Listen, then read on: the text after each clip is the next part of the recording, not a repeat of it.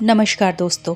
पवित्र गंगा नदी के तट पर स्थित काशी, जिसे वाराणसी भी कहते हैं, हिंदुओं के पवित्र सप्तपुरियों में से एक है। साथ ही बौद्ध धर्म और जैन धर्म के लिए भी पवित्र स्थान है।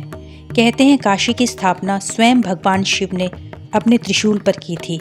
इसी कारण यह मोक्ष का स्थान भी कहलाता है। कहते हैं हिंदू धर्म की स्थापना काशी से ही शुरू हुई थी। काशी की सभ्यता और संस्कृति अत्यंत प्राचीन है। इसी वजह से देश से ही नहीं, विदेशों से भी लोग काशी की तरफ यानी वाराणसी की तरफ खींचे चले आते हैं। तो अगर आप भी वाराणसी आ रहे हैं तो वाराणसी आने के बाद क्या कुछ यहाँ देखने लायक है, इस बारे में इस पूरे वीडियो में हम चर्चा करेंगे। हमने काशी में 10 स्थानों को अपने लिस्ट में रखा है, जिसमें से सबसे पहले नंबर पे है श्री काशी विश्वनाथ मंदिर। 12 ज्योतिर्लिंगों में से एक, गंगा नदी के तट पर स्थित सबसे पवित्र ज्योतिर्लिंग है ये। हिंदू धर्म को मानने वाले अपने जीवन काल में एक न एक बार इस ज्योतिर्लिंग के दर्शन करना अवश्य चाहते हैं। यह काशी विश्वनाथ महादेव के नाम से भी जाना जाता है। कहते हैं विश्वेश्वर का मतलब होता है विश्व पर, अर्थात ब्रह्मांड पर राज्य करने वाला।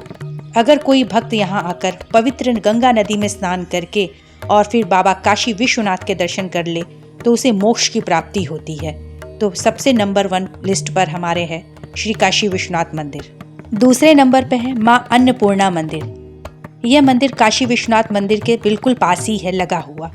माँ पार्वती को समर्पित है यह मंदिर। यहाँ दर्शन और पूजा करने से मनुष्य के जीवन में कभी भी अन्न धन की कमी नहीं होती।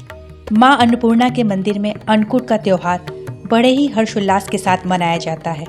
धनतेरस के दिन स्वर्ण रूपी माँ अन्नपूर्णा के दर्शन करने का सौभाग्य भी प्राप्त होता है। धनतेरस से लेकर के अन्नकूट तक स्वर्ण रूपी माँ अन्नपूर्णा के द्वार खुले रहते हैं। उसके बाद साल भर बंद रहते हैं। अन्नकूट के समय ही मिलने वाला लावा और सिक्के का प्रसाद लोग बड़े ही भाव से अपने घर पे खजाने में रखते हैं। कहते हैं इसे रखने से जिस भी व्यक्ति के पास ये होता है उसके जीवन में अन्न धन की कमी कभी भी नहीं होती। और इसके साथ ही यहाँ पे प्रतिदिन भंडारा भी चलता है। माँ अन्नपूर्णा की रसोई में बना हुआ भोजन किसी भी प्रसाद से कम नहीं। तो जब भी आप वाराणसी आएँ तो श्री काशी विश्वनाथ मंदिर से माँ अन्नपूर्णा के मंदिर जाना ना भूलें और वहाँ मिलने वाला प्रसाद भी ज़रूर ग्रहण करें। अब तीसरे स्थान पे आता है बाबा काल भैरव का मंदिर। यहाँ पे भगवान शिव के 5वें अवतार काल भैरव की पूजा की जाती है। यहाँ भैरव जी की 6000 साल पुरानी मूर्ति स्थापित है। यहाँ बाबा को मदिरा अर्पित की जाती है जो धीरे धीरे गायब हो जाती है। काशी के क्षेत्रपाल, काशी के कोतवाल कहे जाने वाले बाबा काल भैरव का दर्शन करना बिल्कुल भी ना भूलें। और यहाँ पर आके आप अपना झाड़ फूँक भी करा सकते हैं। नज़र बाधा जिन पर हो उससे भी आप मुक्ति पा सकते हैं। ये काशी के विशेश्वरगंज के इलाके में स्थित है, तो आप ऑटो या रिक्शा करके बड़े ही आसानी से यहाँ पहुँच सकते हैं। चौथे स्थान पर आता है संकट मोचन हनुमान मंदिर। यह मंदिर हनुमान जी को समर्पित है। तुलसीदास जी ने इस मंदिर को बनवाया था। यह 80 घाट के किनारे पर बसा हुआ मंदिर है। तो जब आप काशी विश्वनाथ जी का दर्शन करने, माँ अन्नपूर्णा का दर्शन करके बाबा काल भैरव का दर्शन करें और वहीं से ऑटो लेते हुए सीधे 80 घाट के पास स्थित संकट मोचन मंदिर पे भी जाना ना भूलें। और उसी के साथ लगा हुआ 80 घाट भी आप वहीं पे घूम सकते हैं। यदि आप शाम के समय में वहाँ पे हैं तो 80 घाट की आरती भी आप देख सकते हैं। तो चौथे स्थान पर है संकट मोचन हनुमान मंदिर और 5वें स्थान पर है 80 घाट। 80 घाट पर अगर आप सुबह के समय में जा रहे हैं तो योग आसन करने वालों की भीड़ आपको अच्छी खासी देखने को मिलेगी। साथ में 80 घाट की गंगा आरती भी बहुत प्रसिद्ध है। यह पवित्र घाटों में से एक घाट है और यहाँ पे पार्किंग वगैरह की सुविधा भी बहुत अच्छी है।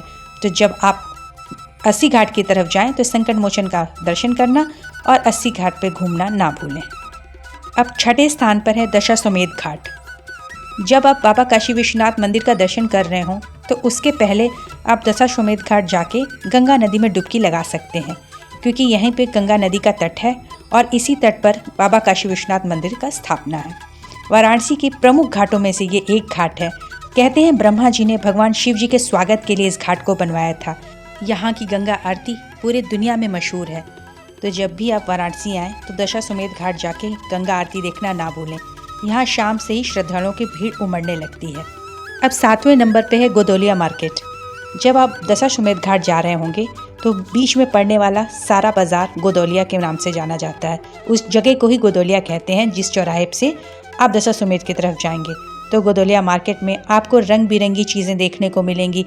काशी की हस्तकला को देखने को मिलेगा और यहाँ की खाऊ गलियाँ भी आपको विशेष आकर्षित करेंगी, जिसमें आप चाट का लुत्फ़ उठा सकते हैं। गर्मियों में लस्सी और ठंडई पी सकते हैं और ठंडई बनवाते समय ये याद रखें कि आपको भांग वाली ठंडई नहीं पीनी है, वरना आप वहीं झूमते रह जाएंगे। और यदि सुबह के समय में है तो पूरी सब्जी और जलेबी का आनंद ले सकते हैं। तो गोदोलिया मार्केट को भी घूमना ना भूलें। 8वें नंबर पे मेरी लिस्ट में है मणिकर्णिका घाट, लेकिन ये उन लोगों के लिए है जो परिवार के साथ नहीं हैं। यदि आप मृत्यु को एक अलग नज़रिए से देखते हैं, अर्थात आध्यात्मिक नज़र से देखते हैं, तो आप मणिकर्णिका घाट अवश्य जा सकते हैं। गंगा नदी के किनारे स्थित ये घाट 24 घंटे चिताएं जलने के लिए जाना जाता है, इसीलिए इसे महाशमशान भी कहते हैं। कहते हैं इस स्थान पर भगवान शिव अघोरी रूप में अभी भी विद्यमान है।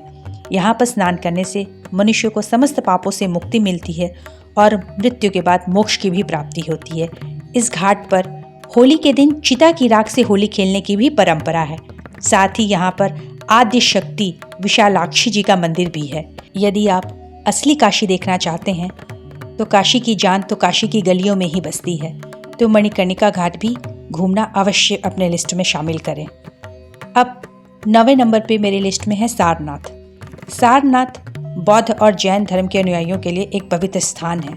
यहाँ पे बौद्ध मोनेस्ट्रीज हैं, म्यूजियम है, दमक स्तूप है, तो इसलिए आप सारनाथ को भी विजिट कर सकते हैं। 10वें नंबर पे है लोलार्क कुंड, लेकिन ये खास तौर से उन दंपतियों के लिए है जो निसंतान हैं और संतान प्राप्ति की कामना से काशी आए हैं। कहते हैं लोलार्क कुंड का पानी सीधे पाताल लोक से भरता है। ये शिवाला वाराणसी में पड़ता है। लोलार्क षष्ठी पर यहाँ पे मेले का आयोजन भी होता है। कहते हैं उस दिन यहाँ पे स्नान करने से भगवान महादेव का, जो कि लोलाकेश्वर महादेव के रूप में है, उनका आशीर्वाद मिलता है और निसंतान दंपतियों को संतान की प्राप्ति होती है। धन्यवाद।